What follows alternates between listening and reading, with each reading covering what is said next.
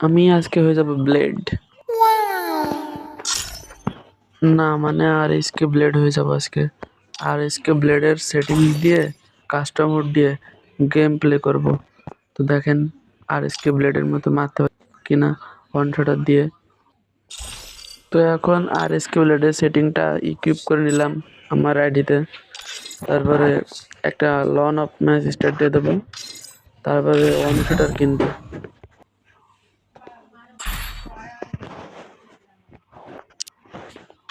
ওরে সেটিং গোলওয়াল কোণে আর SK blade বলে তখনই শোয় না, তো শোয়াটা নিয়ে নেব।